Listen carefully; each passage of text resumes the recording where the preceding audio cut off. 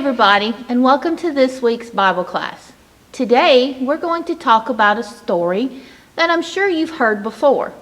We're going to talk about a man who chose to put God before anything else. This man's name was Daniel. Today's lesson can be found in Daniel chapter 6. Do you know which testament the book of Daniel can be found? If you said the Old Testament, then you're right.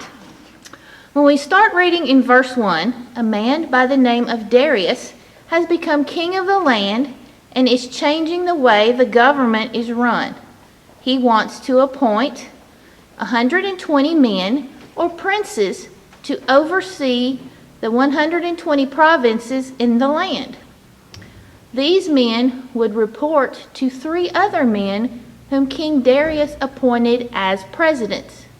That way, King Darius didn't have to take his time to listen to all of their problems. Daniel was one of these presidents. In fact, he did such a great job that King Darius was going to appoint him over all of the kingdom. Well, this made the other presidents and the princes very angry. They were jealous of Daniel and began to try to find things they could use to make Daniel look bad before the king. But as hard as they tried, they couldn't find anything that Daniel did wrong. He was known to be hardworking, trustworthy, and he took his job as president very seriously. Finally, the men decided there wasn't anything they could use to hold against Daniel. However, some of the men weren't happy with this. However, some of the men devised a plan to get Daniel in trouble with King Darius. These men knew that the only way they would be able to get rid of Daniel would be to use his love of God to get him in trouble. Daniel never worshipped the false gods of the land of Babylon where they lived. He was always faithful to God and prayed only to him. So one day, these princes and the other presidents and even all of the other high officials of the land went to King Darius and told him of a plan to make it illegal to pray or make a petition before any other god or man other than the king for 30 days. If any man was found doing this, he would be thrown into a lion's den. They encouraged the king to sign this legal document, so this law could not be changed. King Darius signed the document. Well, Daniel knew this legal document had been signed by the king, but he decided to continue to pray to the one and only God. He had a room in his house that he used only for praying, and he went there 3 times a day to pray as he'd always done. One day, some of the high officials passed by Daniel's house, and they saw him through the window praying to God. This made them very happy. They couldn't wait to go back to the king and tell him what they had seen. This would get Daniel in trouble for sure. They made an appointment to see the king, and they told him all about Daniel continuing to pray. They told the king Daniel just didn't pay attention to the law that the king had signed and that he should be punished. Well, when King Darius heard about Daniel, he became upset. Not because Daniel was praying to God, but because he couldn't find a way to help Daniel out. He tried and he tried and he tried to figure out a way, but it just wasn't possible. He was bound by the law he had signed to put Daniel into the lion's den.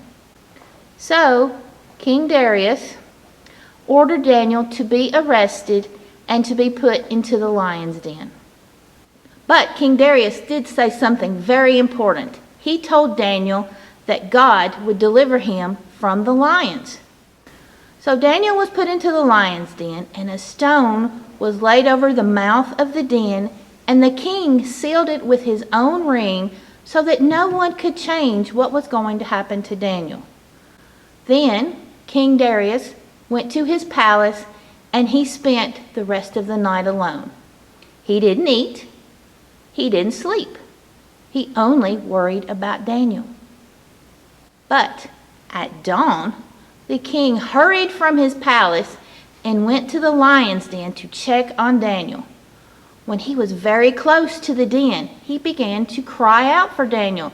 "Daniel, Daniel, servant of the living God, has your God been able to deliver you from the lions?" King Darius waited to hear Daniel's voice. It wasn't but just a second when he heard Daniel say, "O king, live forever. My God sent his angel to shut the lions' mouths, and they haven't harmed me. I was found innocent before God and committed no crime about you." King Darius was so relieved. Daniel was safe. He ordered Daniel to be removed from the lion's den and checked him for any injuries. They didn't find one single scratch on Daniel because he had trusted God. But now the king became very angry. These men who had accused Daniel of a crime were going to be punished. The king had all of these men and even all of their families thrown into the lion's den. They were going to suffer the same punishment as Daniel.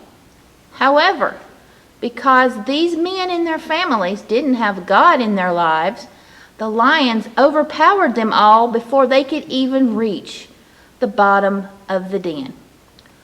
Finally, King Darius wrote a decree to all the people in the land in every language that was spoken, that all people were to fear and tremble before the God of Daniel.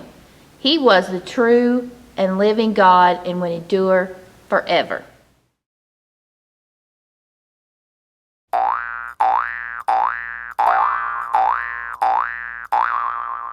Activity time! Today we're going to make a lion's face from some simple craft supplies. You'll need a white paper plate, a box of dried pasta, whatever shape you'd like. I used the spiral rotini shape, markers or coloring pencils or even crayons, toothpicks, school glue, the liquid kind. I don't think that glue sticks will work with this, and wiggle eyes. First, you're going to take your paper plate and you're going to color it whatever color you would like for a lion's face. I used orange, as you can see. Once you have your plate covered, you're going to draw your face. Draw your nose and your mouth. Then you're going to glue each of your toothpicks to make the lion's whiskers. Once you get that done, then you can glue your wiggle eyes. If you don't have wiggle eyes, that's okay. You can just draw eyes however you'd like. But if you have the supplies, be as creative as you want. Finally, you're going to glue your pasta to make the lion's mane. Just take each pasta and glue a strip of glue and set it down. Now you'll want to keep it flat on the table and allow it to dry before you pick it up, because the plate will be kind of bendy. But there you are, your own lion's face. We miss you guys and we hope to see you real soon.